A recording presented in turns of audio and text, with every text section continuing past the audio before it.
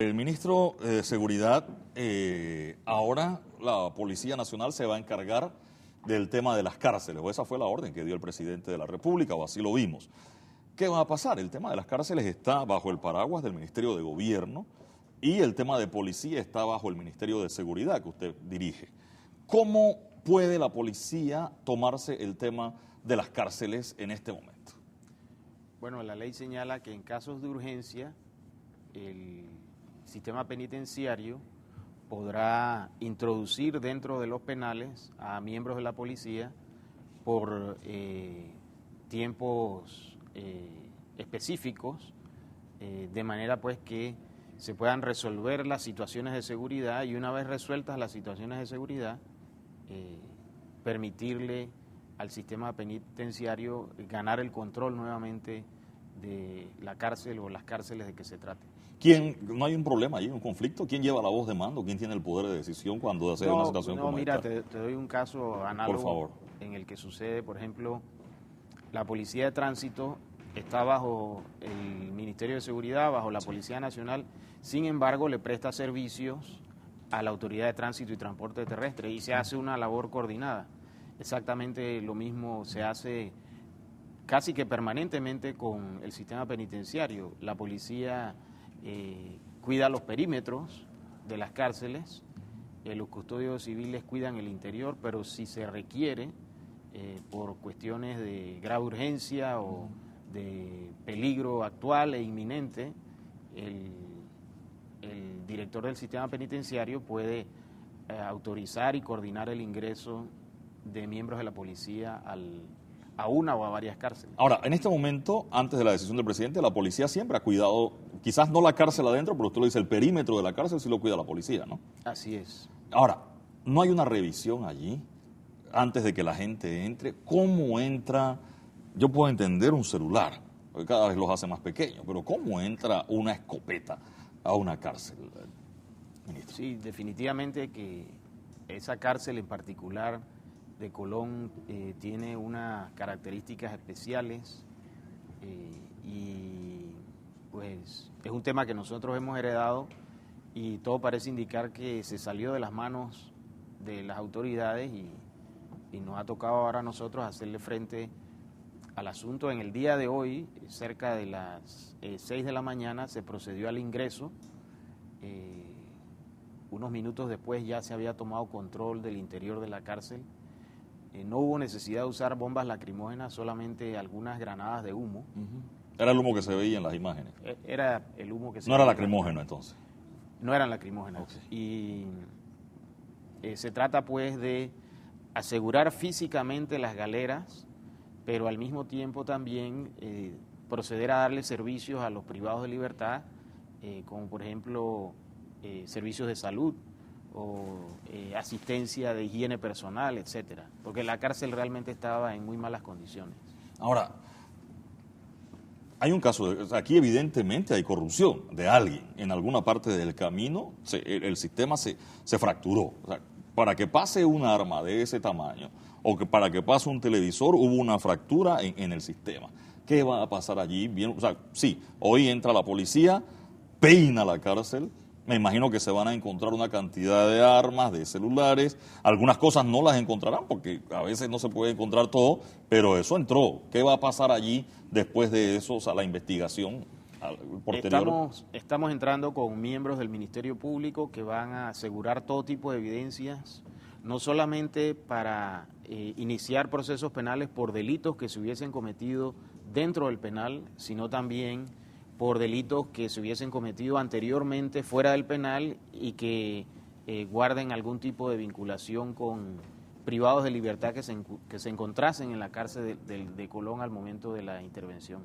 De manera que esperamos que los miembros del Ministerio Público puedan allegar suficientes pruebas a los expedientes que van a levantar y de esa manera judicialicen cualquier hecho delictivo que se hubiese cometido dentro de los penales. ¿Qué pasa de los dos lados, no? O sea, los presos que tengan un arma y el policía o custodio que metió el arma. Por supuesto.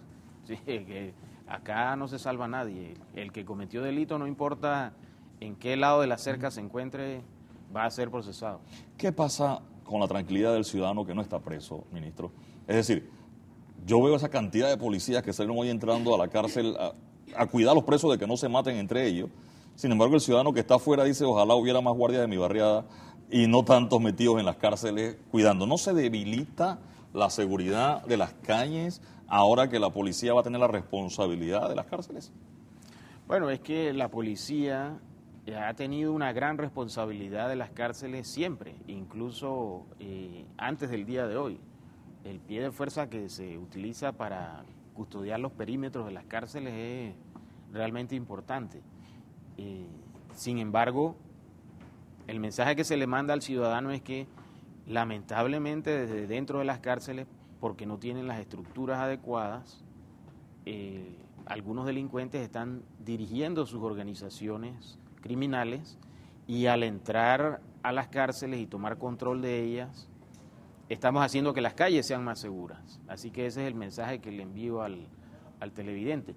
Además que no vamos a suspender nuestro plan de gobierno, nos vamos a mantener disciplinados en lo que hemos venido haciendo, es decir, vamos a hacer prevención primaria, prevención secundaria y al mismo tiempo vamos a fortalecer el DIP, la DIJ y la policía con el propósito de tener mano firme contra los criminales en las calles.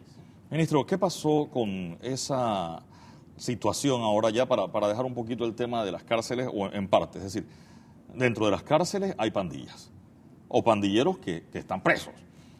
Hubo una guerra de pandillas hace un par de semanas, o hubo varios muertos que se presume o se entiende producto de la guerra de pandillas. Y al mismo tiempo esta guerra de pandillas en la calle, también se da guerra de pandillas en la cárcel. ¿Ya eso se aguantó, se controló o sigue?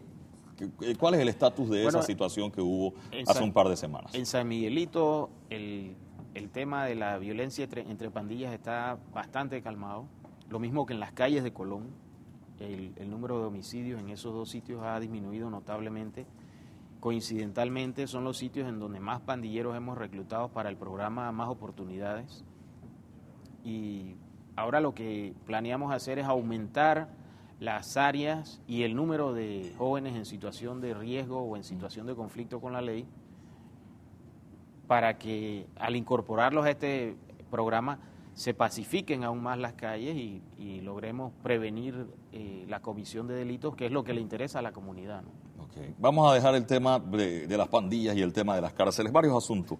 Recientemente, ministro, se supo de una cantidad de compras en materia de seguridad que algunos expertos coinciden en que excedía en demasía el requerimiento normal. Entiendas, una cantidad de bombas lacrimógenas, por ejemplo, y había unas cosas, y una cantidad de dinero importante. ¿En qué quedó eso? ¿Era realmente el número que normalmente se compra de bombas lacrimógenas y de municiones que necesitan los organismos de seguridad, maestro? No, son cantidades exorbitantes, realmente no son las cantidades que se necesitan para lidiar normalmente con el tema de control de multitudes y simplemente es una cantidad excesiva, realmente excesiva. ¿Hay una investigación allí sobre eso? Hay una investigación, el ministro de la Presidencia está levantando información al respecto y próximamente pues se estarán tomando acciones. En el otro caso de Finmecánica, entiendo que Panamá iba a contratar abogados para que tuvieran una participación en Italia e hicieran las reclamaciones correspondientes en caso que hubiera cabida. Precisamente hoy en la madrugada, a eso de las 2 de la mañana, tuve la oportunidad de intercambiar impresiones con una de las abogadas de la firma Hogan Lovells que está atendiendo el asunto. Me han hecho una solicitud de que recabe una serie de documentos que ellos necesitan, así que en el transcurso de esta semana vamos a recabar los documentos y se los vamos a hacer llegar. Ya ellos tienen dentro del equipo legal en Italia a una abogada penalista y ellos están bastante familiarizados con el problema porque ellos han representado a la India en un proceso similar por corrupción internacional en contra de una subsidiaria de Finmecánica.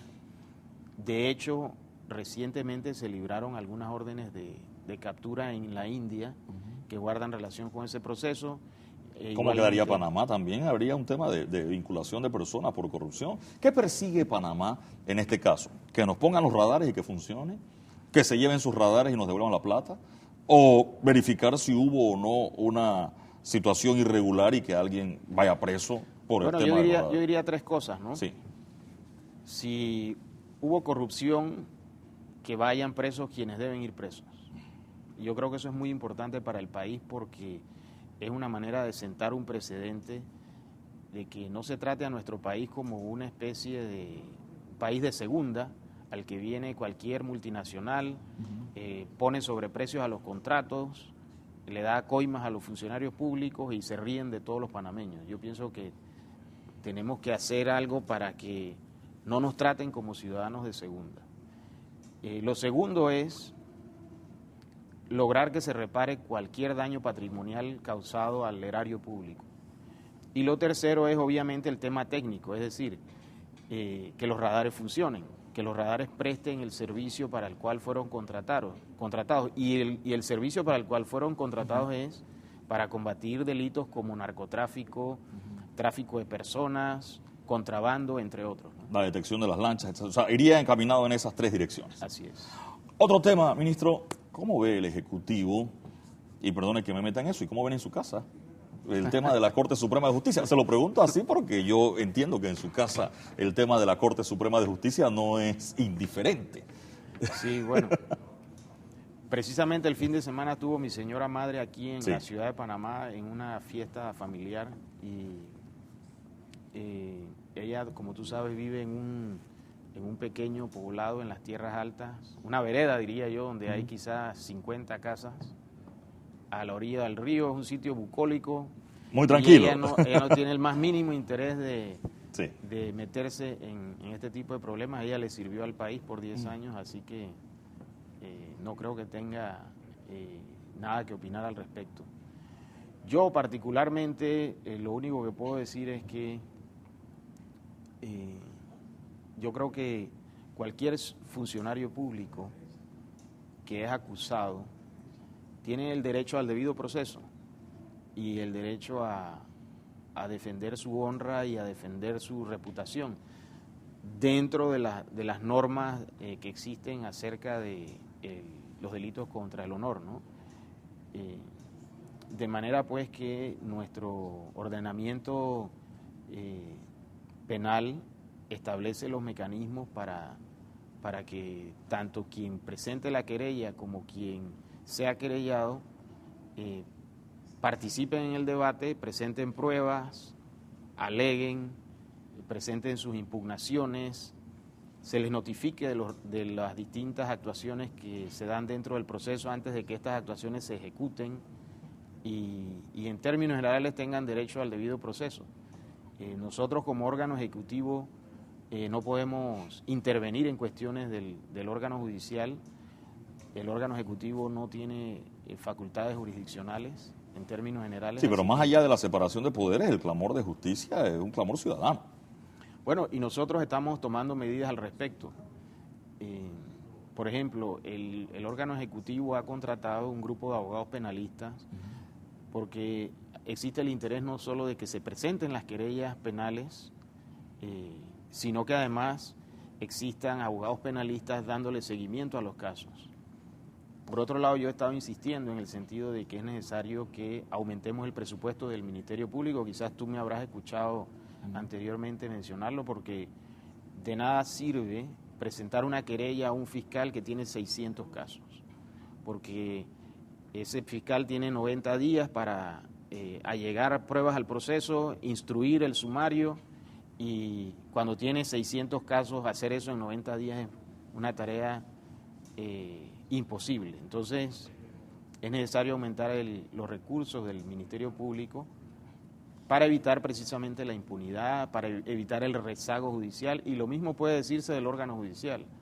De manera que, te reitero pues que el órgano ejecutivo tiene el interés en que se persigan los delitos y además, déjame decirte algo, por favor, es necesario decirle a la comunidad que plantear una querella penal o una demanda patrimonial no es tarea sencilla. Es necesario hacer una investigación minuciosa. Para ponerte un ejemplo, para plantear una demanda civil, mucho más sencilla que estas demandas por sobreprecios, un abogado puede tomarse 3 o 4 meses solamente estudiando la evidencia y estudiando los temas teóricos, los precedentes, etcétera. Así que yo también quiero pedirle al público que tenga paciencia. No se trata de presentar una demanda por presentarla y que vaya coja y que luego no llegue a donde debe llegar. Se trata no de hacer las cosas rápido, sino de hacerlas bien. Hagamos una cosa, se la cambio, ministro, rapidito, y nuevamente le pido disculpas a usted y a su mamá, que yo sé que está enfocada en producir el café más delicioso del país. Su mamá fue magistrada de la Corte Suprema por 10 años, y sin meterme en sus finanzas o en la de su mamá, ¿alcanza el salario de magistrado de la Corte para comprarse un apartamento de $1.700.000? No alcanza. Mi señora madre, cuando vivió aquí en la ciudad de Panamá, ella tenía un apartamento pequeño que había comprado a medias con mi papá para supuestamente tener un sitio donde nosotros pudiésemos vivir cuando estaban acá. Cuando veníamos acá a estudiar en la universidad. Finalmente ninguno de los 4 hermanos estudió acá.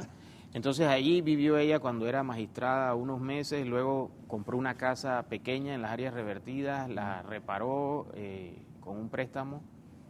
Finalmente, al final del periodo, pues logró terminar de pagar la casa y luego pues la vendió para regresar a David, ¿no? Y a Volcán. Me quedo con eso y le mando saludos a la magistrada Franceschi Aguilera. Muchas gracias. Un saludo y que siga concentrada en cultivar el mejor café del país.